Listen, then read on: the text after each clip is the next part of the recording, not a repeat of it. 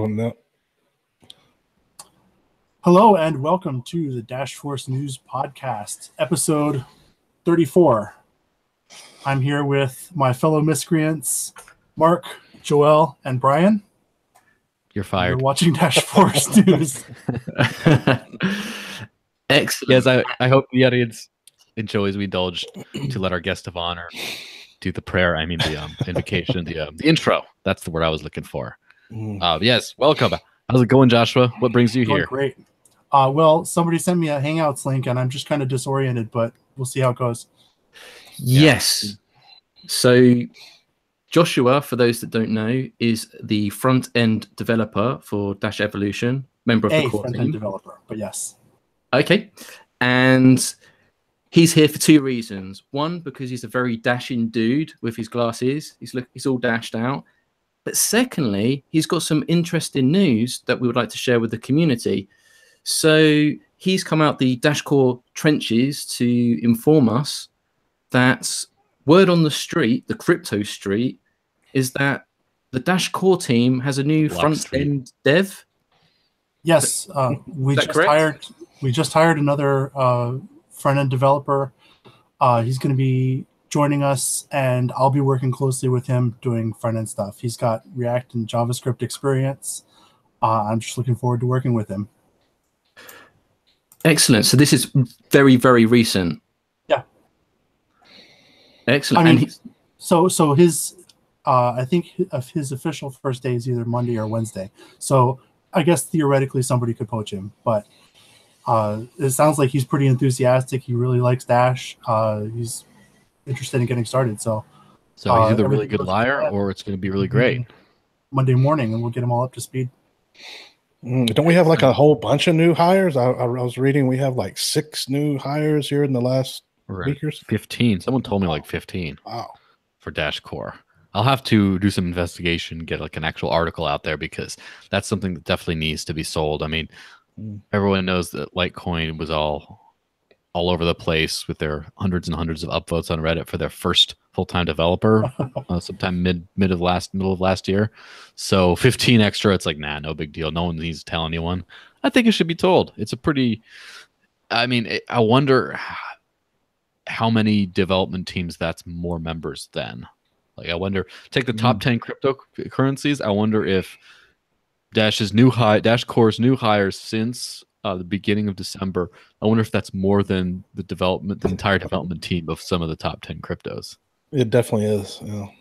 Yeah. I mean, Joshua, how does the actual process work? Do you mind sharing? Like, so for the new hire, because we already know you work quite closely with Chuck, right?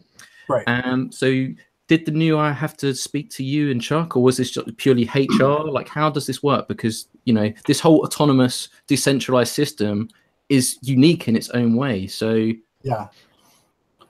So as I understand it, HR got a list of hiring requirements from Chuck and from some other folks, as far as like who could we use, what kind of skills do they need, what skills are required, what's nice to have, and they went out and got some candidates. And one of the things Chuck's been doing, in addition to the copay work, is talking to candidates.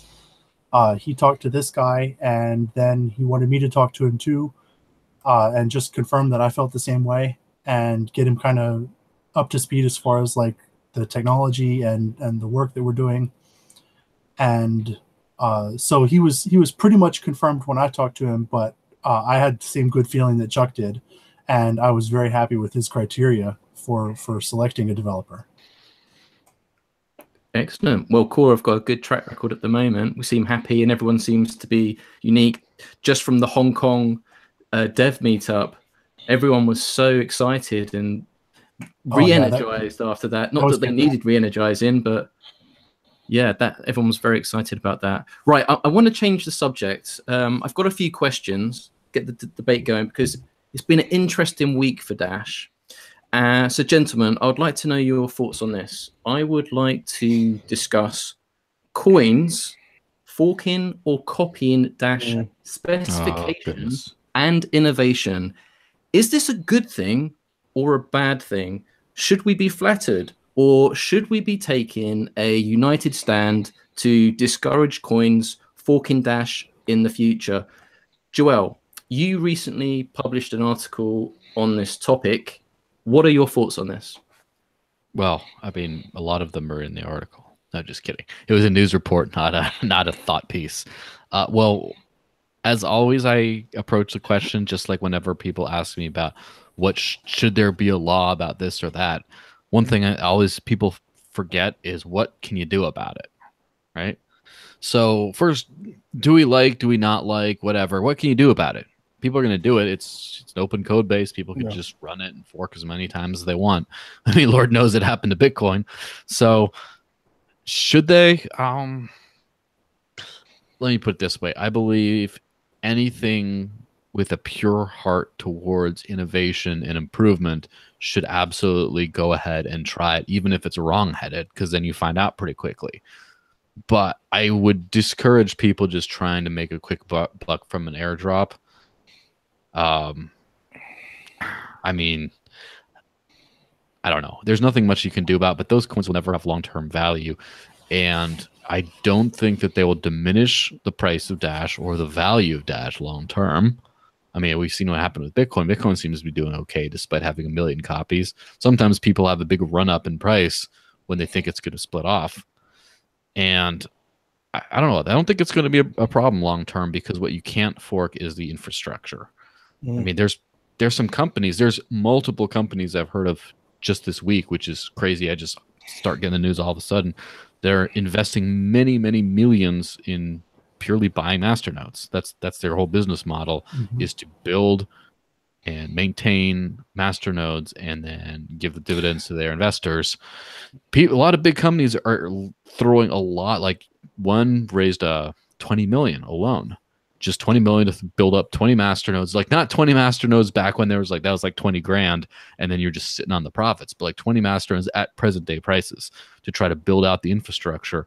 You don't put that much money into the long-term health of a network that you just think is like, oh, some top 10, some shit coin or whatever. Like, no, this is when you think this is going to be an important part of the industry of the future. But should we be cautious? Let me put it the other way. So you mentioned the airdrop. So, Brian, for example, it's not necessarily a bad thing, but should caution be exercised? For example, in one of the forking coins today that is copying Dash, that's mentioned in the article, is going to be given 20% will be given to the original Dash coin owners. So the total number of tokens for this coin is 40 million, which means 8 million of them will be going to Dash. Is this a good thing? Is this a bad thing? Or is it just going to encourage more Bitcoin, diamond, gold, whatever, the Dash equivalent? It could start some bad habits. That one looked kind of scammy. The latest one I saw, the way that they were doing the distribution, I think 10% goes to their development. So I guess they're not going to have the decentralized governance. You've also got a new one that I saw. I brought up one that I guess nobody had ever heard of in the last episode, or the one before that, was the Bitcoin Flash, which is basically Bitcoin Dash. And then there's a new one that I just saw from the Bitcoin Meister. He put a thing out. It was a spread coin. yeah, there was spread coin, and spread coin is one that goes way back in the day. I don't know if y'all remember this. It was several years ago, and we had a similar situation to what happened with the toxic Slack, but some of the community members went over to the spread coin, and they were going to do, this was several years ago, and they were going to basically copy a bunch of our features, and we lost some pretty good people to that project. They wanted some features, and we weren't going to do them, or Evan wasn't going to do them at that time, and so they went to this other project. And then the dev, he had a bunch of pre-mined coins or something, and then all of our people, or not all of it, but a lot of our people went over there, some of the more vocal members, and then the dev just disappeared and he was gone. And I kind of felt bad for him, but it is what it is. So people got to be careful. If people who think that they're going to get on the Dash bandwagon early and get master nodes, man, most of these don't last, and the devs just disappear. And so yeah, if you want master nodes, get with Dash or get the shares, and that's your only for sure way that you're going to have long-term success. A couple of thoughts on that. First, it's so early in the game where everyone just throws money at tokens, right? And where it's basically there's no downside in cranking out a completely worthless coin. Someone's going to buy it and trade it and speculate on it. You're going to get money. It's just no effort on your part. That's not going to last forever. Eventually, people are not going to value these tokens, especially not compared to the amount of like time and effort and infrastructure to create them. So eventually, just saying I got a new coin, I call it this thing, is not going to work anymore. So at that point, I think all these kinds of cheap imitators will disappear. In the meantime, I kind of had a thought about that, about if you notice how the Bitcoin price goes up every time there's going to be one of these forks, because everyone wants to make sure they have Bitcoin. What that is inadvertently doing is reinforcing the value of Bitcoin's network effect, right? And so with Dash, it'll be the same thing as well, where when people start putting all these stupid spin-offs, you know, or the not stupid spin-offs, and most of them will probably be stupid, then what you'll see is you'll see more people wanting to get into Dash, more coins tracing their ownership to Dash, more people, more value being given to being part of the Dash network. So then that really enforces that Dash is a community to be part of because there's value. Now, it might be a value that I don't care for, right? That just you can pump out more meaningless tokens. I don't care about that value, but it will be more people trying to be in Dash. And so, or more people wanting to hold their Dash. So I think that's a good thing. Yeah, Joshua, I was going to say, there is a different side to this, though, that perhaps we haven't thought about. So perhaps, for example, I'm not 100% sure it's using the X11 algorithm, but the press release came from Bitcoin. So they're based in Singapore. It has a very strong Chinese backing. And one of the mining pools, and they've got all the exchanges listed that it's going to be put on, and the mining pools. And the number one was Antpool, which was Bitmain. And we all know about these D3 miners that are being made. Now, we know mining Dash at the moment through these D3 miners, because they created so many of them, is not that profitable at the moment. So could that have some impact? Because if this coin launches and all these people, well, I think there was like 35,000 D3 miners leaked on one Twitter thing. Whether that's true or not, I cannot verify. But if all these people got D3 miners and it's not that profitable to mine Dash at the moment, could we see a big switch because it's Antpool that's owned by Bitmain? So what are your thoughts on that? Yeah, I wouldn't call it a switch even. I think that mostly the Dash miners will stay with doing what they are, but the inactive miners would probably go to the new coin. So now you have a bunch of people that just want to hoard as many tokens as they can because they weren't even running their miners. So yeah, what do you think? Or they dump for Dash. Well, I wonder, is this coin strategy of getting new users by just saying that part of their issuance is a copy of an existing blockchain, does that hurt them or help them overall? Because on the one hand, you're definitely going to attract interest from people who got this airdrop of free money, but a lot of those people are just going to sell it. And on the other hand, you're as you said, strengthening the value of the cloned chain by getting people to buy into it in order to get the airdrop.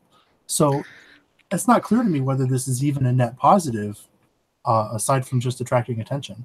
Because miners only care about what's the most profitable coin to mine. So if something else comes up with the X11 algorithm, they're going to switch to that, which has a knock-on effect with Dash. It's going to bring down the difficulty, right? Which then is going to bring people back.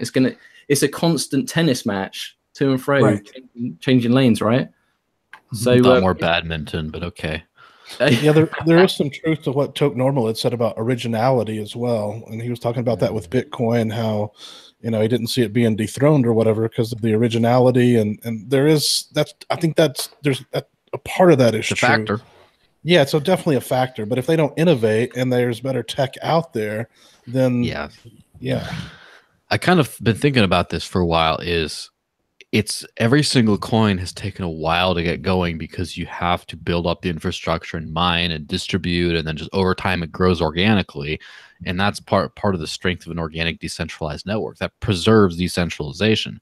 Now, I think Ethereum kind of opened the big can of worms by just sort of, I don't obviously think it's cheating. Let me just say, by cheating its way into the top 10 like right away, just saying we're going to start with a ton of supply, give it out to a bunch of people. We're gonna basically like the clone troopers in Star Wars, right? Only 10 years to full adulthood. Yeah, just grow faster, just cheat your way right there. Don't have to wait as long.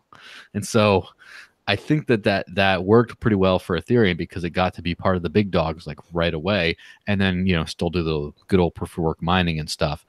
But I think that a lot of these other coins have done it recently as well. You got Tron, you got IOTA, you got Cardano, you got Ripple, you got all kinds of top coins that have just sort of cheated the maturity level. I mean, to Ripple's defense, it's been around for a while, but to just sort of cheated to jump in right there. And of course, obviously, the word cheat has strong implications that makes it sound like it's something dishonest or bad. But I think I disagree about Ethereum, actually. I think that the airdrop technique and the ICO technique is effective at getting attention, but they wouldn't have stuck up there except for the fact that they're a platform. Yeah, I think that's Ethereum's biggest they're enablers. Key insight is that because they built a platform and because they had good documentation, they were able to attract developers who aren't necessarily going to be like hardcore developers, but like just people who like programming are able to pick up Ethereum and do something interesting. Well, and it's not a knock on Ethereum at all, because what they had to do is they generated a bunch of hype and distribution right away, and then they had to live up to it. And so far, it looks like they have. The thing is, it's just like, I think it's like an unwitting externality that they just sort of they kind of did the cheat the way to the top because they just knew they had something ready and didn't want to just wait forever until everyone mined the crap out of their coins. They just wanted to come right. We have the ideas, we have the developers, we have the energy. Let's just start right now, right? Let's just get the money ready to pay these people, get started right now. And then they really executed a pretty cool vision. I think a lot of these other coins are kind of trying to fake it without making it, right? They kind of want to jump in there with a ton of coins, throw them all over the place, have just a well-funded development team right off the bat, and then just sort of, just jump their way to the top like that. Are you seriously, though, not worried about greed, though? This is to everyone. Are you not worried about greed? Not everyone has a Dash masternode. So in the community, and especially some members, international members from elsewhere in the world, if they don't have that much Dash and they start seeing, they can all of a sudden start getting all these free coins. And because of the success of Bitcoin Cash as well, they might be encouraging this. So I think there could be a mini divide in the community. I could see a whole channel opening up specifically just for forks, because this whole tokenization, if you will, of Dash, I think could be a real. It could really divide the community in some ways. I think, and greed obviously plays a big part in that. So we need to do our job though and make sure people realize that in the future, everybody will be able to participate in masternode shares through the interest-bearing accounts. And one I wanted to go back. One thing that don't kill me, but Charlie Shrim said, I don't know if y'all saw the Max Kaiser interview, but he was talking about the centralized aspect of something like an Ethereum. It's pretty much has a bust factor of 1, Vitalik. And one thing that I did not realize until I read Joel's article is that IOTA had an issue where they did a fork, and they forked. I didn't realize that happened. I know everybody knows about the DAO. Yeah, so and obviously my knowledge of IOTA is relatively limited. I've just kind of looked into some brief things, because what honestly attracted me to it was the founders tend to be very trolly on Twitter, and I just always want to all that swagger obviously just detract. Anyway, so I looked. Also, they've had a little bit of a feud with the digital currency group, the MIT labs. And they've been going back and forth. And so I just kind of looked into this, and what I referenced when I was talking about IOTA was IOTA's posts. Like I'm going to take it from their mouth and make judgments based on that. So they did a fork like the DAO? I didn't know that. It was not, they didn't do a fork. What happened, from what my understanding, again, is someone who's like really good into IOTA's probably be losing their mind over the technicalities. But what happened is, due to some kind of bug or exploit, a bunch of people had their funds hacked and stolen. And from my understanding, the coordinator then froze those accounts and was able to assist people in reclaiming their funds. So it wasn't that the one where people were reusing an address after they had already spent from it, or is that something else? Possibly, that could have been. I don't remember the specific one. But yeah, they did have issue. to reverse transactions basically, and it was done through a centralized entity, not through like all the miners. Let's run like Ethereum, at least to its credit. The reason there's Ethereum Classic is because it is semi-decentralized, at least because they said, hey, miners, let's all run this new software. Let's run this new thing to just roll back the transactions. And there was a divergence in consensus, which, forked off. In fairness to IOTA, they do claim that eventually that coordinator will become decentralized at some point. Some people say it can't be done, and I don't know. The king shall step down once his people are able to govern themselves adequately. I would just like to address the comment in the live Q&A for James Bond. Hello, James Bond. We go back a long way. I see him on every crypto channel. But wow. He commented saying, Dash is bashing Ethereum, ? No, quite the contrary. Joshua was just actually paying a compliment by saying, by Ethereum having that documentation made it very accessible to developers, which actually opens a very good question. We had Chuck talk about this previously, but Joshua, this is, literally out your mouth. We need Dash Evolution to have the great documentation so developers can easily jump on board and make it accessible, right? So can you comment on this? Yeah, let me talk a little bit about why I was focusing on Evolution as a platform. On Ethereum as a platform. It's because Evolution is also trying to be a platform. Now, with Ethereum, the platform aspect of it comes from the fact that you can write smart contracts. And those smart contracts can be the cool monetary part of the app that you've written. With Dash and Evolution, the platform part comes from the fact that we have this DAPI SDK. So the DAPI SDK lets you run applications on top of it. Now, the Evolution wallet is just the first decentralized application that's going to run on top of this SDK. You can write many other applications that use that SDK that can take advantage of Dash Drive, take advantage of the fact that we have usernames and the ability to make connections with each other. And you can build all kinds of crazy things on top of Evolution. A wallet is just like the first application, but the possibilities are very wide. And developers will only need to be familiar with JavaScript. They'll use the JavaScript library that connects directly to the SDK if they want to write their own DApp, or if they just want to write a DApp that interacts, or a JavaScript application that interacts with our wallet, they can just use the JavaScript library that wraps around our first application. And then they can just interact with the wallet software through our library. So we're trying to build something that will be easy to clearly document, and that JavaScript developers can just jump in and build something cool and have all the beef and the might of the masternode network behind it without having to necessarily understand the nuances of like how transitions happen on the network and how the blocks fit together and stuff like that. Yeah, let me also just say that I own Ethereum. Yeah, I own Ethereum, and I like Ethereum. No, I'm just not as bullish on Ethereum as I am Dash, but I like Ethereum. I like what they're doing. I don't see them as competitors. We're two totally separate things, and we're tech enthusiasts, right? I think, look, Ethereum I see as a test bed, right? It's not really a cryptocurrency, but it allows all these cool ideas in these projects. So I see it as a test bed for developers to try out all these cool ideas. It's very cool. I really see Ethereum and Dash really the only players that are really innovating and pushing the barriers. I mean, Brian's, I think one of our first Free Amigos podcasts, Brian was talking about Ethereum and how they were doing the smart contracts with cars and toll bridge payments and that sort of stuff. So and crypto news, Omar, quite friendly with him. So whenever I catch up with Omar, I tell him about all the cool stuff about Dash. He tells me about Ethereum. We're all tech enthusiasts. We love everything. Yeah. Well, that's one of the interesting things about this. There's so many innovative projects in the space. The thing that really makes there's a certain age quotient that really plays into fact right here.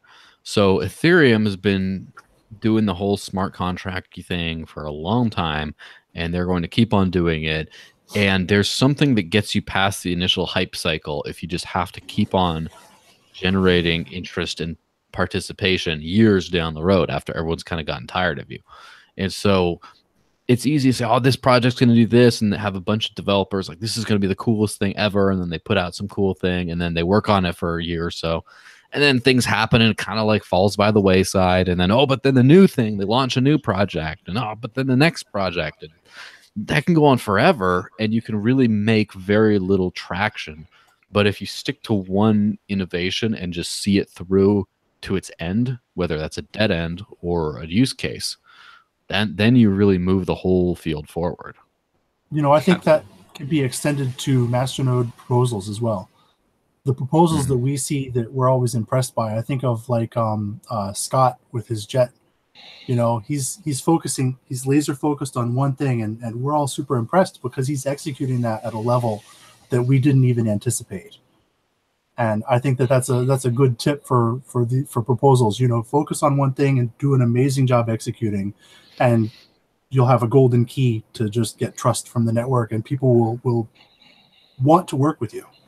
Yeah, I mean, not to toot our own horn too much on our own podcast, but Dash Force has a similar thing as well. Just started as a community energizer kind of project. Oh, then it's like this news site, and then running Discover Dash, which now has 608 listings as of today, and then going out to conferences and speaking. Now organizing partnerships with conferences. Now trying to get cheap air to start taking Dash. Just all this kind of stuff. Just the proposal after proposal from like one thing.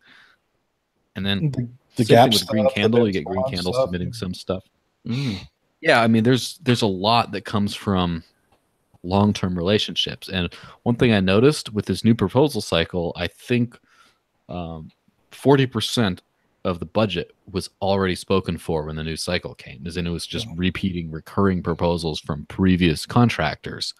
So, and that thing is the kind of thing you kind of want to see, is ongoing projects, ongoing people that you trust, building more and more things out, not just doing a one-off thing. And so, especially because there is this sort of thing where anyone can make a good initial pitch. Anyone can just be like, oh, guys, I have this great idea. I'm going to spread this all over the place. I'm going to do that and all these partners, blah, blah, blah. You come out and kind of do it or don't or whatever, and then you go away. But if you have to come back next month, it's like, all right, what new do you got? You got to start thinking, well, I did that last time, and then I learned that just holding meetups isn't enough and giving them Dash isn't enough. I have to actually find a way to establish ways they can get more Dash. Okay, well, now this time I'm doing a proposal to start up my own an exchange in my home country, or I'm going to also do like a merchant adoption type thing. And then like that may or may not work. And then they're like, well, okay, now a third time I'm coming because I learned some extra stuff and I'm building this next layer of a thing. And then you have this long sustained project and community. And that's way better than just one-off things here or there. Yeah, absolutely. I want to try and pivot the conversation to something Joel touched on at the start. So we had some pretty big news in Dash this week. So Joel mentioned earlier, there's a venture capital fund named Neptune Dash, and they're investing in Dash masternodes, about $20 million. So the question I wanted to ask everyone is this just the first wind of institutional money that's beginning to flow into Dash? How do you feel about big money coming into Dash? Is that a turn on or a turn off? Brian, how do you feel about it? Yeah, let me just say, do we know, have they already bought their masternodes or they're going to buy them? That was the big question. I don't know yet, but I'll be talking to them at some point soon. Yeah, well, I mean, there's not 20 masternodes on the exchanges. If you go to the Nubium and check, it pulls like 8 different exchanges. So I don't. They're already listed on the TSX exchange Canada. So I believe they probably purchased them before they put the listing in. So they've probably had the masternodes for a while, I would assume. Okay. Yeah, if they're wanting to get that many, if they're wanting to get that many, yeah. If other companies or hedge funds or what want to get in, and they're wanting to get that, they're just not out there. I mean, the price is going to have to skyrocket to shake some Dash loose. Is it good for Dash though, or is it bad? Is big money coming into Dash good? Is it excellent? Good? Is it good for the little man? Like what? How do you feel? Well, let me ask a question. If you're going to throw your life savings in Dash, which is one of many, many, many cryptocurrencies, what makes you feel better about that idea? Just a bunch of flaky crypto traders that just can throw you in and out here or there, or a few large-scale investors who are dumping in tens of millions of dollars in? Which makes you feel better that your project's going to be alive and kicking you back returns in a few years? You need both, but yeah, I like the stability. Yeah. Joshua, how do you feel about this as a core team member, having venture capital funds buy into Dash masternodes? Is this a concern? or is this a compliment? It's not clear to me whether it's good or bad. It just is. It doesn't seem like their presence has anything about it that's a problem, because as we grow, we're going to be a focus of attention anyway. So attention is not a problem. They bring expertise because they have experience investing in other areas. We don't mind having expertise, and it's a way for people who only move money around using these kind of existing systems. It's a way for them to be exposed to Dash, which seems fine too. I mean, I don't know if it's necessarily good or bad. It's just things are doing what they're going to do. It's kind of as Dash. No one actually seems surprised by this. I mean, it's big news, right? But it's almost to be expected. Like just by your demeanor and everyone's sentiments in their replies, it's kind of like, yeah, it was going to happen. That's the feeling I'm getting from everyone. So they're going to be holders, long-term holders too. If anything scales up, if anything starts to become big, you expect to see big things get involved, right? Just mom and pop, whatever is great. But when you're at a larger level, you'd expect larger investment to sort of pour in.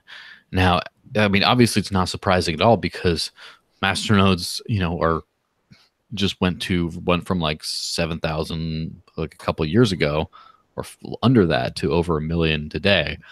And it's still such a new market. Some of these people are like, wow, well, if it could make that leap and it's still sticking around the 1 million mark, then if I throw 1 million into that, what if it's going to be 20 million in just a few years? I kind of like the odds of that.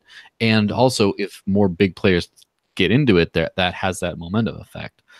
Now, as far as I'd like to, obviously there's concerns for anything about, who's getting in Dash for what reasons, and will they make it different for this or whatever. There's always going to be a little bit of that, especially from early adopter people who just think, well, what if 20 large firms get involved in a certain North American continent, and then there's some kind of does that pose a censorship risk then because you can attack large chunks of masternodes at a time? Is that going to be a problem? There's always things like that floating around in there. However, I would say Dash by its very nature is supposed to be decentralized. And so if participating in the network makes it less centralized, then there's something wrong with the network, not with the participation. The participation in the network just makes it stronger. And so if Dash already has the centralization weakness, that has nothing to do with these institutional investors. Yeah, I have confidence in all the early investors who have master nodes. We've shown, our philosophy and our direction. And by the time I think, if these bigger players get in and start putting in hundreds of millions of dollars, I think that's coming and it's a ways off. But by that time, we'll also have this, the shared masternode voting as well to kind of balance that out. So you'll have people who have smaller positions and there'll be a whole bunch of them and they'll be able to kind of balance out the bigger players. Well, if you put yourself in the shoes of a hedge fund manager, all three of you are based in the United States. Help me out here. If I went to a typical high street bank, what kind of interest rate would I get from a savings account right now? 2-3%? I don't actually know what it is. What is it? 2 or 3% would be amazing. So if you're a hedge fund manager and you're controlling, billions or even hundreds of millions, right? And you can get, I think it's 8.23% by having a Dash masternode right now. And that's only one angle. As Joel pointed out, you've got the appreciation side of it as well. So it's kind of not just how I put it out, how Neptune Dash pointed this out. When they're pitching their $20 million startup to investors, they're saying this is going to go up in value and you're going to get more returns as well. So there's the two angles of attack there. So it's almost surprising why it's taken so long for institutional money to actually look at this. And this could be a start of much, much bigger things to come because they're onto a good thing. And if you look at those, I was going to say the top 10, but I think we're 11 at the moment. But really... Hey, put on the shitcoin filter. We're back in the top 5. Yeah, it actually makes total sense. Now, I want to be completely balanced. So fair and balanced like Fox News? Well, so here's the thing, right? And we're going to have naysayers. So I'm going to put on my naysayer hat, right? there'll be some people here that talk about governance such an arrogant and person. funding, right? So if they say, well, if all these hedge funds start buying up all these masternodes, each masternode gives them a voting right. Now, Brian, there's issues with that purely because there's such a limited supply of Dash available in the markets, correct? That even if they wanted to buy up masternodes, that's going to be problematic. The price will skyrocket. I mean, man, it's going to get crazy. It's going to get crazy.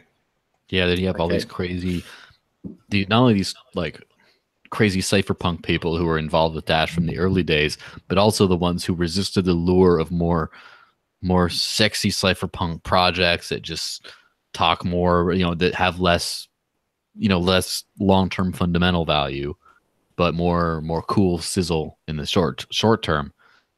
Exactly the kind of people you want to make have a lot of money, in my opinion. The kinds of people who image of Dash.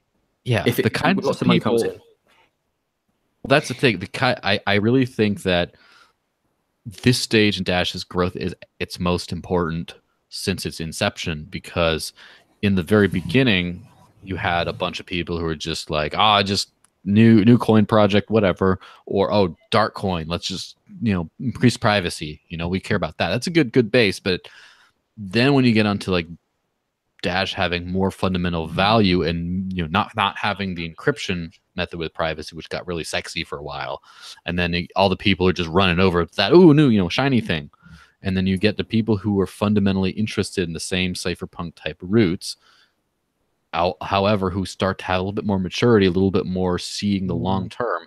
You got those people. That's that core group of people after the rebranded Dash. That is a really good group of people to make fabulously wealthy.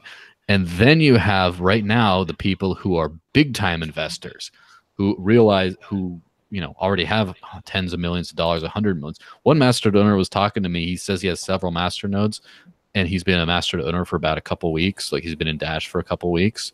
And I'm like, woo, so you mean this guy made a bunch of filthy, dirty fiat and bought some master nodes with it? And it's like, wow. But you get people like that. That's the next wave of great people, because now you have, rather than the most civilized of the cypherpunks, now you got the most cypherpunk of the civilized. Now you got the big institutional investors who are willing to look into cryptocurrency, but not just, Bitcoin, Ethereum. Like, they're willing to go down the rankings, right? Go down the market cap rankings and go do some thorough research and be like, wow, this could change everything, even though it's like 1%, 1.3% of the market right now. This could change everything. I'm going to throw hundreds of millions or tens of millions of dollars into this.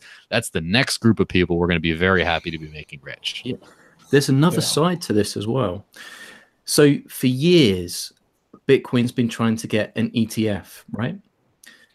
Now, this company, this venture capital firm, Neptune Dash, is actually publicly listed on the same Canadian exchange that has junior miners for gold, silver, everything.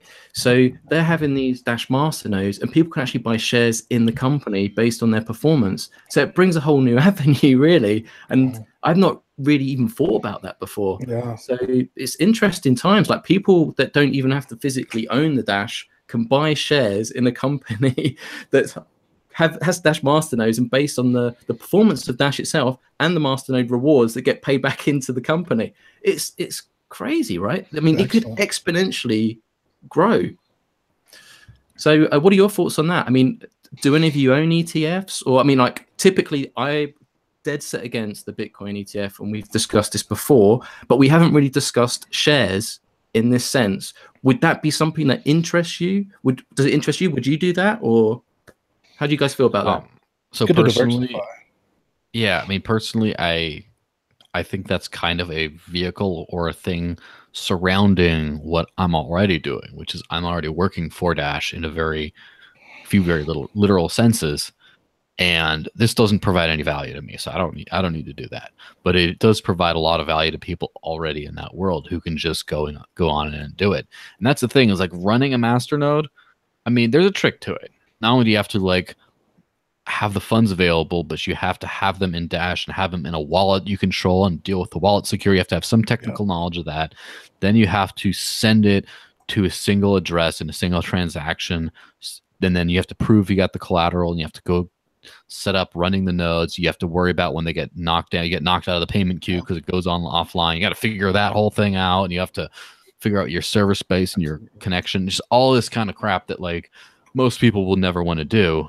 Or you have to just, even dealing with masternode share programs, a lot of times right now you have to still like, oh, well, like I think about which wallet I'm going to send it into and then send it to the other person, make sure I trust them, and then do some research. And it's not quite as easy as the old school financial people just saying, I like this technology, I believe in it, and I'm going to invest in it, but I can't figure it out right now. I can't figure out how I can run it. That's the main point, because an ETF is like a paper receipt, right?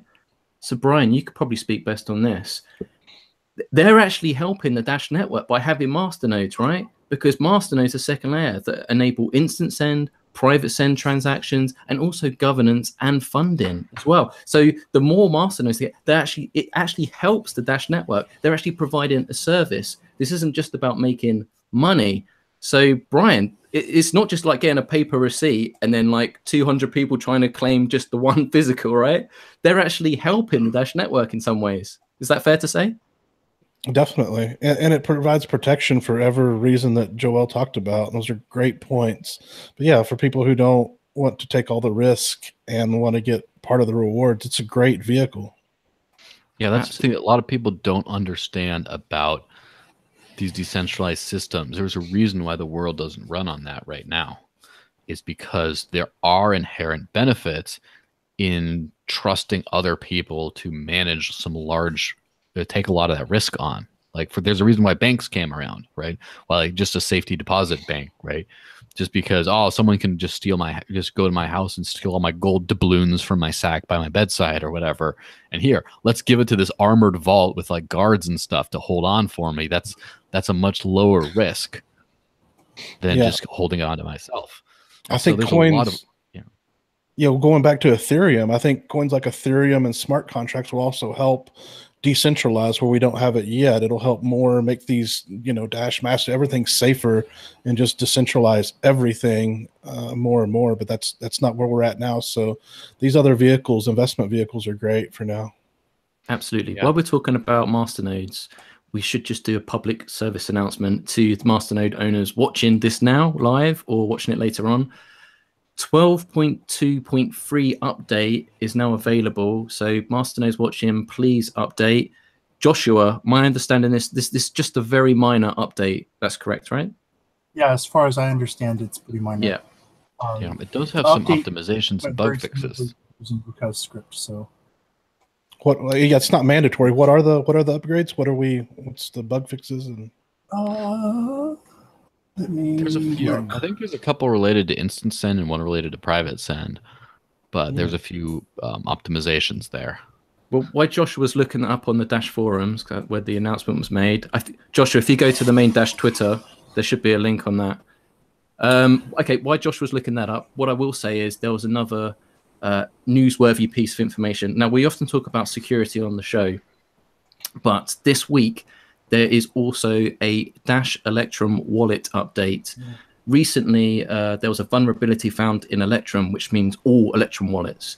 And the Dash team got straight on it, and I think they patched it within 24 hours. In fact, I think we were the first Electrum wallet to be fixed, which just goes to show you how great our Dash core team is. So if you have the Electrum wallet, please update. Don't forget, we did an article. There is a scam Dash Electrum wallet as well. So always go to dash.org wallets. They have electrum.dash.org, I believe, is the actual address for just that wallet. Yeah. And make sure you update your Electrum wallet. Please do. Stay safe. And yeah, it's nice and easy install. So there should be no quarrels there. So make sure you do that. How are you getting on, Joshua? Have you found it? The notes on the GitHub release page say that it includes fixes and improvements. It has instant send fixes. It fixes the Dash liquidity provider option, and it fixes a few crashes and compatibility issues. There's a full changelog too if we want more detail than that. Fantastic. Yeah, there was also a great article today by Todd about security. I urge everybody to check that one out. Yes. Yeah. Because Dash is such an interesting, fun place, we have a sheep farmer who writes for us. And which is why he has a sheep as his little avatar there. But yes, it's basically what happens if you get hit by a bus. Like, and you just your money's gone forever because you're gone forever. Like this, like also known as the problem of Satoshi's hoard. I mean, there's always someone saying that, oh, Craig writes Satoshi and he has the keys to the move the hoard, but he can't because of some legal obligations for another few years. Or how about maybe the person who had the keys either lost them or died, and then it just stuck forever. So wouldn't you love to have Satoshi's hoard, right? Wouldn't you want to have just thousands and thousands of Bitcoin? Or what happens to all your Dash when you pass on? Like, is just they're stuck forever? Or maybe you should have a plan on how other people can access it in the event of your untimely departure. And I mean, my personal perspective on that is we're a blip in time. Like, we don't last very long. And what happens when, like, you can't take, that's the thing about savings. Dash has really incentivized saving rather than just spending the whole credit bubble kind of way. However, there is a time where you can save too much, where you have like millions and millions of dollars worth, and then you just die and you never enjoyed it during your lifetime. So remember to maximize the use of everything you work so hard for. Your wealth is your time on this planet, and make sure all of it you spend acquiring more digits of wealth like Dash, that you find a way to maximize that for just in general, for either all during your own lifetime or after you're gone. Make sure it goes to something else you want to benefit from it. Absolutely. I always feel that article should be mandatory. It should really be listed in the resources section, because we always talk decentralization or not. Come on, mandatory. What are you talking about here? But because it's so fundamental, we always talk about security and hard wallets, but the whole conversation of what to do with crypto when you pass away, what measures should you put in place? I really thought that article was done well. So respect to Todd, and great job. Yeah, Muka also posted something in the Discord that was really good, and man, he has it like he's got it locked down better than anybody I've seen. Yes, yeah, right. He has most things in life knocked down, not better than anything anyone's seen. But chaps, hashtag Dash pain points for those that have good memories. This week we also had some good news from Uphold. So now you can do credit card and debit card payments purchasing Dash via the Uphold exchange. And our Dash Force fellow team member Albert created a video tutorial on this, and I believe, Brian, that has been retweeted on the Dash Force News Twitter account for those that want to see, at Dash Force News, no spaces. And it's a 6-minute video tutorial that shows you how to purchase Dash with a credit card or debit card. Nice and simple. I'll go ahead and post. I'll put it on the Dash Force News website this weekend, though, so make sure everybody sees that. Yeah. So no excuses anymore, people. So if you're talking to someone in the pub, friends, family, co-workers, whatever, now they can use their credit card and purchase Dash straight away. So, and it's also international as well, which is great. And Albert did a great job. I believe it was so good, Uphold themselves actually retweeted it, which is the greatest testament you could probably get. Solid endorsement. Yeah, absolutely. What else? Oh, Joel, you can talk about this. Dash announced a partnership with the Latin American exchange BitInca, which is a pretty big deal, correct? Yeah, why are you saying I can speak more on it? Is it is it because of my ethnic heritage? He did do those Chinese fonts. I remember that issue. Yes. So, yes, the Latin American exchange BitInca is enabling Dash, and that's pretty much the extent of the announcement. However, it does seem like they're on a tear for trying to integrate into markets well beyond Latin America, including Europe and China.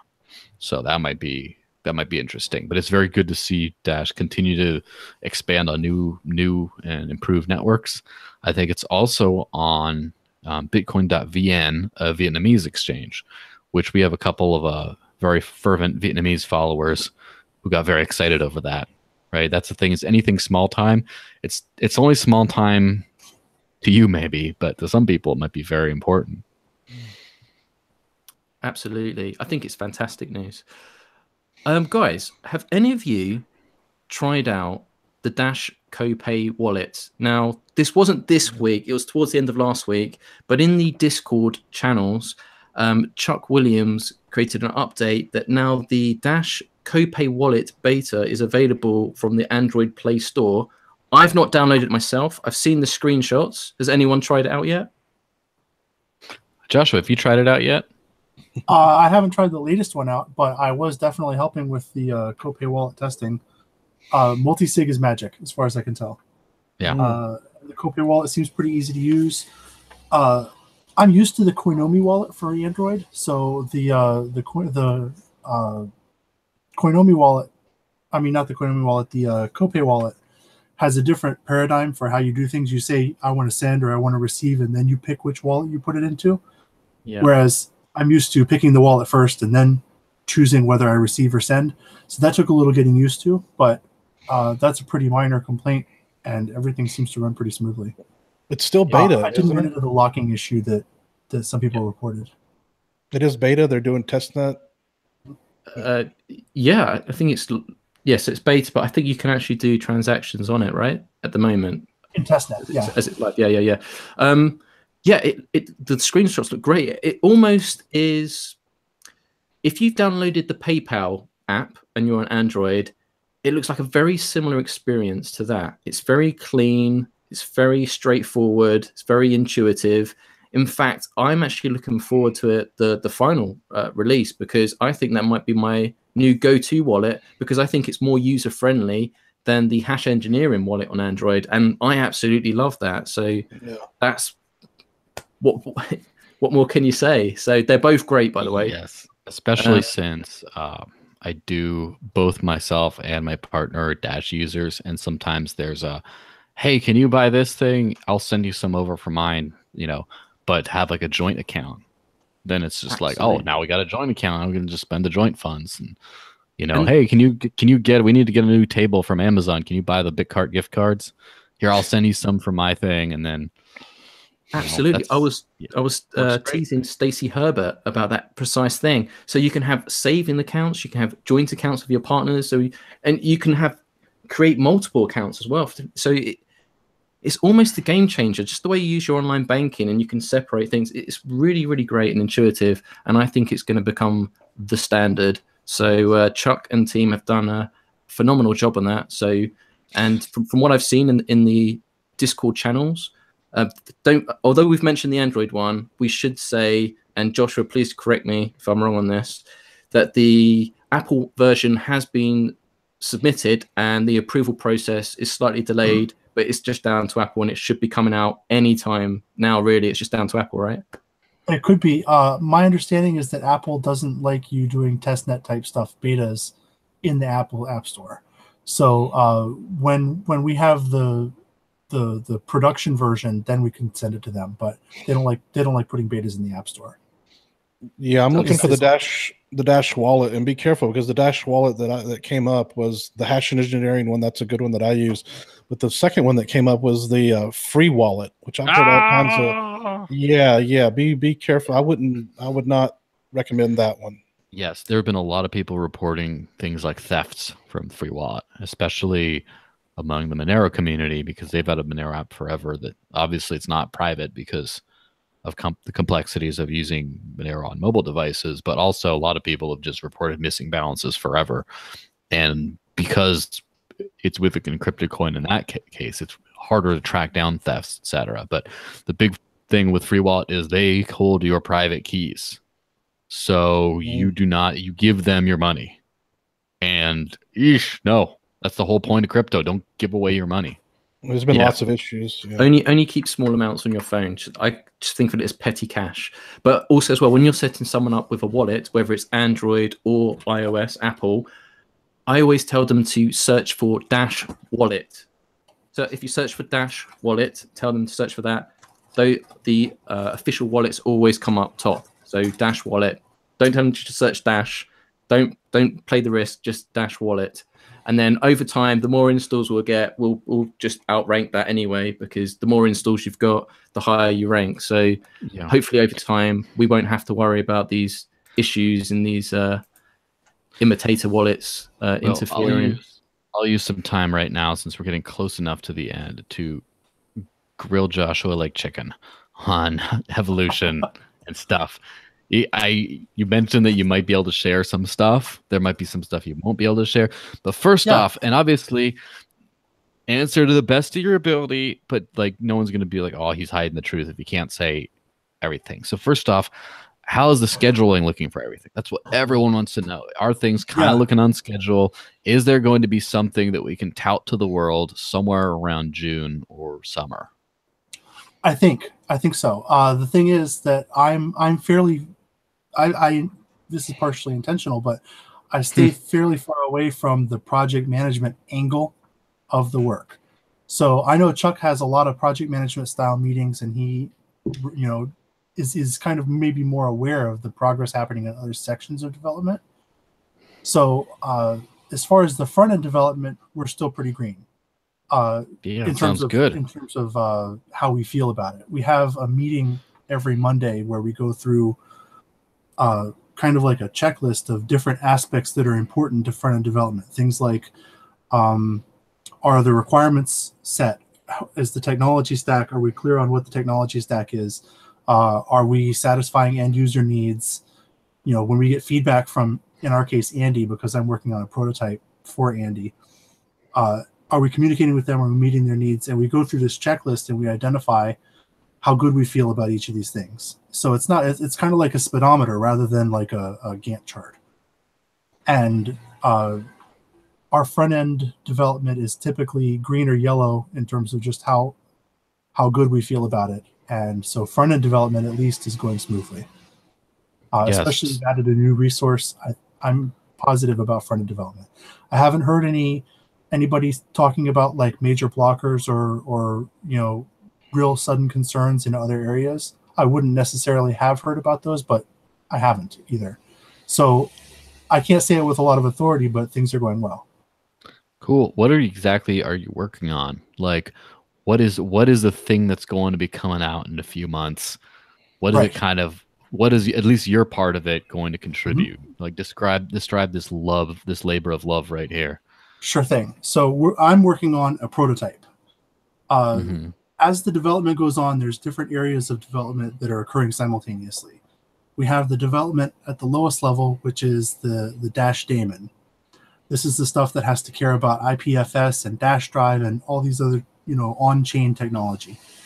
And then a layer above that is the DAPI SDK, which is a JavaScript library that connects directly to a masternode quorum. And that's the level that people who write their own DApp will be using. So if somebody comes up with CryptoKitties Dash Edition and they're storing that stuff on Dash Drive, that's going to be the library that they'll use for their DApp. Yes, or crypto androids. Right, exactly. Shout out to Dash Swag for sending me those. It's kind of cute. Then a layer above that is the Dash Pay DApp library. And I have written a dummy of that library that's part of the prototype. So right now, if you ask that library, hey, let me log in, it'll just make up a username for you and make up a display name and make up a list of contacts that you have. And you can do things like you can change the status of the contact, you can delete them, you can add a new contact, and all of that is just faked by the library wrapper. Now, Andy's working on the SDK side of things. And the thing that we're doing now is, now that I've got this prototype to a place to where it's got some of this functionality that we really needed, the Dash Pay app wrapper that's a dummy, we can turn it into a wrapper that connects to the dummy SDK. So we're like moving the dummy one step down on the stack. So the backend guys are still doing their work, Andy's still doing his work, but now the dummy is moving away. So we're going to have a real Dash Pay lib wrapper connecting to a dummy SDK. So we're like studying things out so that we can do simultaneous development and it's pretty exciting. The next thing that we'll be able to do is we'll be able to do 2 dummy wallets connecting to a common backend so that you can have things that appear to be transactions happening across 2 accounts. And interesting. also we've got visual development going on at the same time where, like, instead of being this ugly, color coded by status thing, we've got like nice gradients and boxes and things like that. Suba's helping us with that. So all the pieces are kind of moving at once. Things are meshing. So the thing that people are trying to come at, they're trying to have this summer would be the wallet on the Evolution platform, like the basic user account kind of login wallet. And do you know what extra features are going to be included? So right now, let's just start with it's just going to be a basic wallet on the Evolution platform, and it's going to have your username and password kind of login kind of thing, and then instant send, I'm sure. And what else? I think the what else do you know MVP is the ability to store a connection to another user, which it sounds like it's just putting their username in, but there's a little more to it than that. Of course. And the ability to make payments. So that's like the very minimum MVP. I don't know how instant send plays in there. It seems like it would be a pretty straightforward thing. What about merchant? Because in the roadmap and the milestones, it seems like you're all on progress. You're on track right now. But I believe pre-December that you're meant to be having a small group of companies, businesses playing with the beta. So obviously they're going to be involved somehow. I don't know what it is, but trying something out. So I just assumed just from that first iteration public release, although it's going to be very strict and limited to begin with, and obviously scale up with features and functionality, I just assumed from the get-go there would be some kind of merchant ability just because of what was listed in the roadmap. Right. So as I understand it, and it's possible that there's more nuance to it than this, but as I understand it, our initial vision was that we would make an app, and then inside that app would be options for integrations with businesses and things like that. But the vision that we kind of like realized was possible maybe a little while before the Hong Kong trip was the idea of the Dash Pay wallet being just one distributed app on the DAPI SDK. And so other businesses can make their own apps as well on that SDK, and they can sub out as much or as little as they need to be integrated into the Dash network. So I don't know where marketing integrations and business integrations fit with the wallet at this point. Yeah, so let me how easy would it be to be able to connect these kinds of things for the average user? Say you got a user who has an Uphold account, so they can easily buy and sell Dash with their bank account or credit card. And would it be easy to hook up the Uphold via the DAPI to your Evolution wallet, so whenever you buy, it just automatically sends to your Evolution wallet? And would it be possible to set up a kind of like a recurring buy? I'll just buy like so much Dash every month, and it just ends up in that Evolution wallet. That seems like the kind of integration that Uphold could set up. Probably you'd end up having to make either. It's tough to figure out like the shape of those integrations, but yeah, that absolutely seems possible. Uphold could have, when you create an account on Uphold, that could also, you could have the option of putting in your Evolution username, and maybe that's all you need. A lot of that stuff is still, I haven't looked closely at it because I've been focusing on, how do you make React and Redux do add a user things. Yeah, so let me have another, this might be a weird question or might not be exactly in your wheelhouse, but say you friend another username, right? Say you're sending, say I'm sending to, say, Evan, right? I'm sending him, hey, thanks for being a cool guy. You have tons of money, but have some more. And then when I send to his username, what does that look like back end as far as what Dash looks like today? Does that mean there's a new request generated, a new address, like an HD wallet, right? New address is generated, and I send to that address. and then every time I send to him, it might generate a new address, same as an HD wallet, even though on the surface level, it looks like, oh, I'm sending to the same destination every single time. How's that going to look? Well, without him helping you out in some way, all you would have would be his public username. So if you think about how that would work technically, in order for you to have an unlimited list of IDs that you can send payments to for him, he would have to have given you some kind of a public HD key. So if there was a public HD key that was just associated with his username, that's not any more private than just having a single key, a single address for his public username.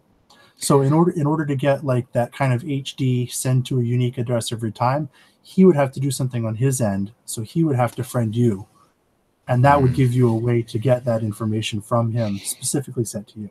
Yes. So now we're getting somewhere. So if I sent to, say, Evan, it would go to a single public address. As far as I know, yeah. Just sent to him without anything going. So that just by saying, say if Evan has this address, and then he just gets tons of donations from people who aren't his friends to his address, then you'd be able to sort of look up that address to the blockchain and be like, oh, holy crap, this guy's rich. He got a lot of money sent to this one address.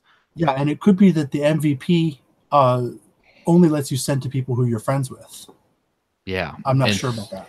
And so if he friends you back, then when it's the two-way, then what that looks like on the blockchain is different addresses to different receiving addresses every single time. And so here's where it gets really into the weeds, and it's going to be my last tough question, I guess. So apologies in advance.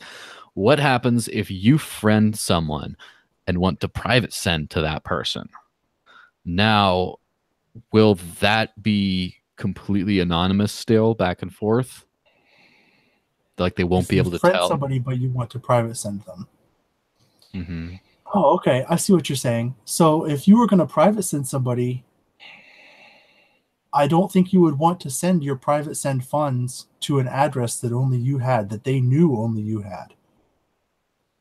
Right? It would be better to private send to their public address. And then everyone would see, oh, so-and-so got this much money, but we can't tell where it came from. Yeah, the way that BitShares did it or was going to do it was that once you establish that connection, if I sent something to Evan, then it would automatically send me 5 keys of his that only I knew that he had, and it would basically be private.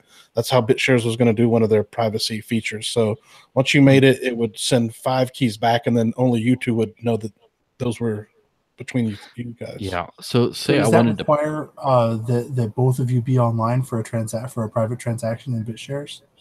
I don't know. It was a long time ago when they were doing it, but that was part of it. And they claimed it was better than Dash's security, but I don't believe that. A lot of those. They were just talking. Yeah, they were just talking big. Yeah. So that would be my thing. Like, what happens if there's someone who I know who I want to just send a transaction that's not publicly traceable? And it's just like someone on my friends list, like say my buddy over there, I'm like, hey, I want to hit you back for you, like you did me, like you did me a solid. Oh, not publicly traceable. Okay, so yeah, if you don't care that they know it was you could absolutely. Yeah, I mean, of course you can always say, hey, I'm going to send you. Yeah, yeah, and in fact, if you did private send to an address that they had given only you, then that would be excellent, because now they know you sent it. But as far as someone looking at the blockchain, it's a private send transaction sent to a new address. So that seems fun. So here's that's exactly what I wanted to hear in most of it. Now let's take it more front end.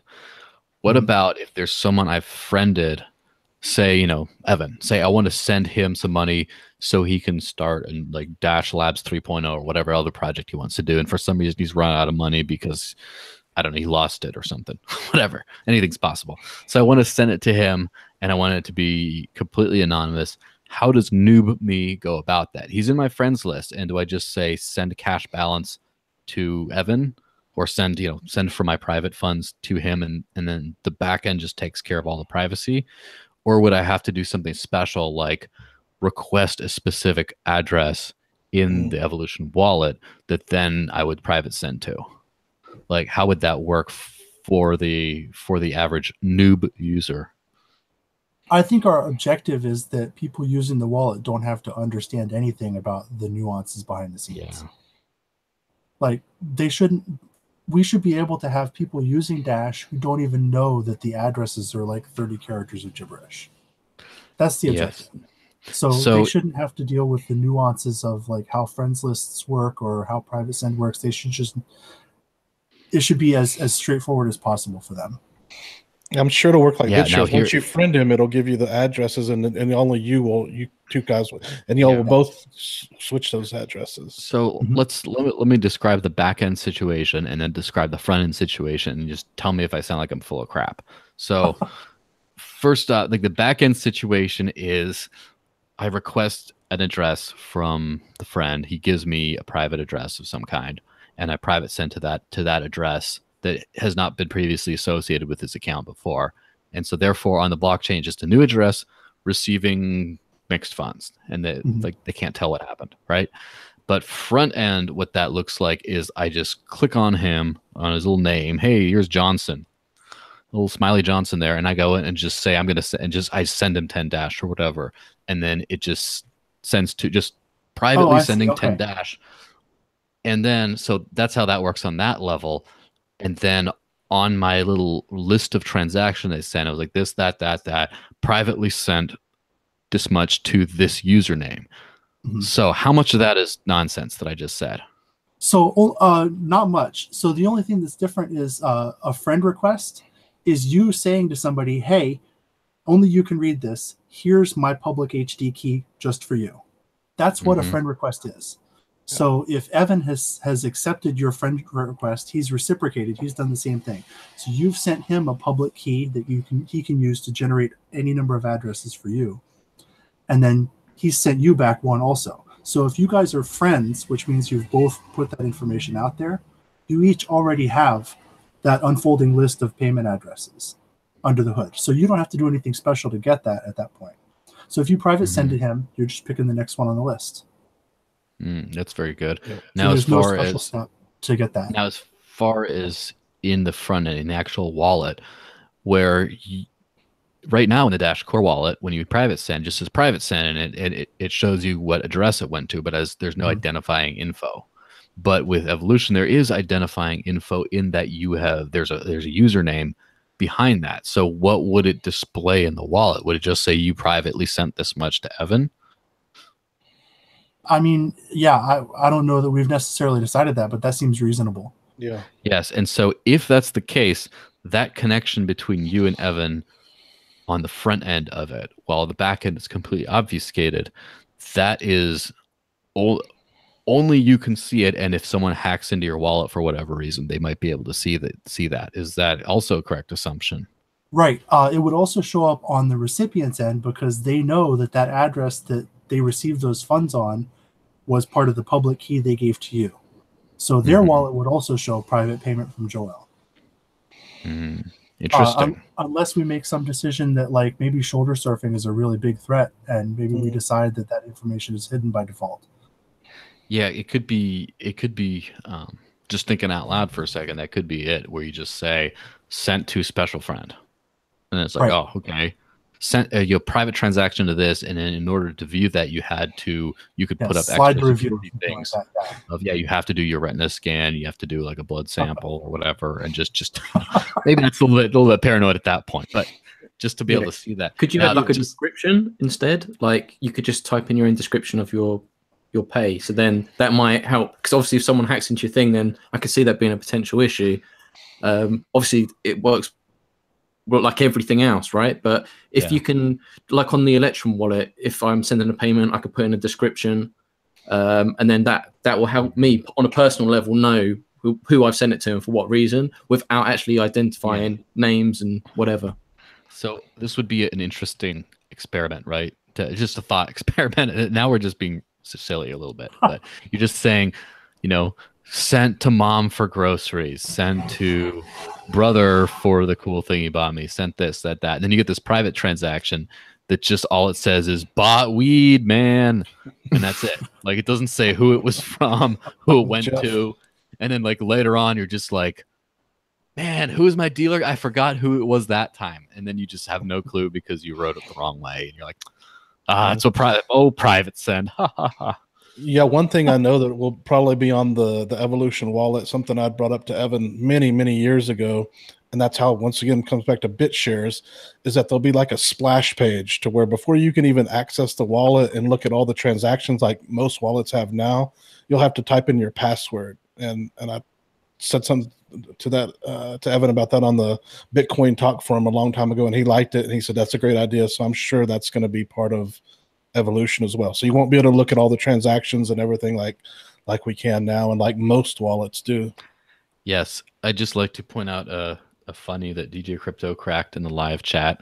So Alt36 is a payment processor that's going to be very multi-purpose, but it's targeted specifically in the beginning at the legal cannabis industry because of their banking problems. And so he just said, Alt36 is my dealer. And that might be a very funny shirt to have. But obviously we're just getting the pure humor at this point. That might be funny. We got to wrap up. Is there any more questions in the chat? Anything? Yeah, last one from me is, since it seems like getting into that username, they're getting into the front end is a key to compromising privacy, because then you'll be able to see like these connections between the public keys, right? You'll be able to kind of make sense of them very easily if you crack into someone's account. How secure is that data going to be? As far as I understand it, the data that's associated with your username is just for you to see. So when you do something that interacts with another person's account, like sending a friend request, what you're really doing is you're putting some information in your account and specifically making it accessible to that person. But normally the information that's part of your Dash username access is a totally opaque sandbox for you. Yes. So that's part of the reason that the friend connections have to be mutual, is because I can't just do something that like pulls information from their account. All I can do is put something in my little area that says, hey, so-and-so, look at this. This is my public HD key for you. Yeah, so as far as accessing your own account, though, that was, and the angle I'm coming from is I heard someone who's one of the people who made one of the leading secure light wallets out there, who was an evolution skeptic, Shane the skeptic, who said that he did not see how it would be secure to store username, password type credentials not on a centralized server, because their system would just be behind a double hash on their own servers, but in a distributed fashion did not understand how that was even possible to do. Which it sounds like, for my outside perspective, it sounds like if someone's saying it's impossible, yet Evolution's sort of based around it and has been being worked on for years, it sounds like Dash is going to have a major competitive advantage very soon. But anyway, so what do you think about that idea about being able to hack and access and compromise the username and password information for a user? Like, what's the risk for that? That's going to be the big attack vector, right? If people are using a decentralized web wallet, there's going to be pop-up clones. There's going to be people who write add-ons to browsers that are malicious, that try and like skim stuff off the screen. It's going to be the same kind of battlefield we already see with all these online wallets. So, I mean, I'm not convinced that online security as a whole is broken. Could we make it compulsory that everyone has to have a Trezor to log into Dash Evolution, because that would help get over that obstacle, right? I don't know. Maybe two-factor is something that we can get in there too, because that seems like a good step.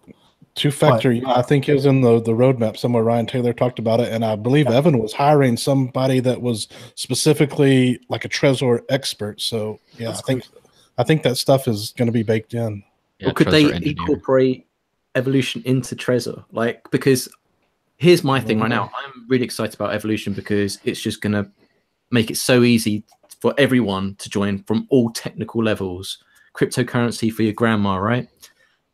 But me personally, my main wallet is my Trezor, right? And I don't see that changing. However, I will have a Evolution wallet, but my main wallet will always be my Trezor. So I would love to see them integrated somehow, but I know that's very wishful thinking right now. So let me sort of give my understanding of this. There's a proposal that's going through right now called My Dash Wallet. That's going to be based loosely on the My Ether wallet. That's going to have like a web interface that's basically going to be able to be a web wallet that can also be used as a web wallet interface for a hardware wallet like a Trezor. So you can just plug in your Trezor and then you open up this like the same web wallet experience to access it, and you unplug it. So my thinking on that was just visualizing and imagining. Of course, this is where Joshua tells me if I'm full of shit or not. Is what happens if in your Evolution wallet you could have the Vault account, and it's just not accessible until you plug in your Trezor, and then it just says enter all this, and then it becomes accessible in your Evolution wallet to just plug it in like that. What do you think about that, Joshua? Does that sound That reasonable? doesn't sound crazy. I don't know how that's done, but I would enjoy using that. I think that's the plan. You can use Trezor on mobile devices as well. So you could. That actually does make perfect. I mean, I've not used my Trezor on my mobile device because I don't trust mobile security. But yeah, that would be a really interesting and unique way of doing it. I mean, Alex Werner, when he came on the Free Amigos, always said he envisioned in the future that everyone would have a Trezor. And that would be a good stepping stone for it. Maybe the Dash Masternodes funding can actually purchase Trezor outright. That would be cool, wouldn't it? Dash can afford this. Yeah. And with that, right, okay, let's wrap up. So thank you, Joshua. Will you be joining us in the after party? I wouldn't miss it.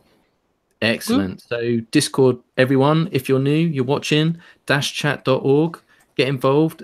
You'll be taken to the main Dash Chat channel. Just say, we'll be in there, and we'll just say like, after party's here. If you want to join, just make some noise and we'll invite you. There is a 10 guest limit, so first come, first served. Yes. And remember, you have to, I'm the guy who started the chat, so I'm the one who has to kick people out if there's too many and make room for you, so if you tell me, hey, kick out this guy, he hasn't been in for a while, put someone else in. I'll try to keep a good, fair rotation going on. Absolutely. Now, before the next episode of Free Amigos next Friday, there are a few things happening this week before we wrap up that I just want to make you aware of. As of today, there is a new Dash 101 video up on the Dash YouTube channel. If you are new to Dash, I really highly suggest you go check that out. Also happening this week on Thursday, Friday, the 18th and 19th of January, the North American Bitcoin Conference is on in Miami, where Ryan Taylor will be giving a presentation and be a keynote speaker. So there is that to look forward to. Also on the Saturday is Ronald McDonald, who has been sponsored by Dash at the Bellator 192 event. Did you say Ronald McDonald? He did say Ronald Rory McDonald. That killer clown, man. He's got the best arm bar. He's taking Calls down it the Big cheeseburger. Mac. And finally, here's hoping we should hopefully have an update from Ben Swan. So we hope I don't know what that is. So that could start a whole new media frenzy. So hopefully we've got that to look forward to this week as well. So we've got a big week for Dash. Anyway, thank you so much for watching episode 34 of the Dash Force Free Amigos podcast. Thanks to Joshua for joining us. Please like, share, and subscribe to our YouTube channel. And we'll see you same Dash time, same Dash channel next week, 3 p.m. EST, 8 p.m. GMT. And stay dashy. Stay dashy, everyone. Peace. Laters.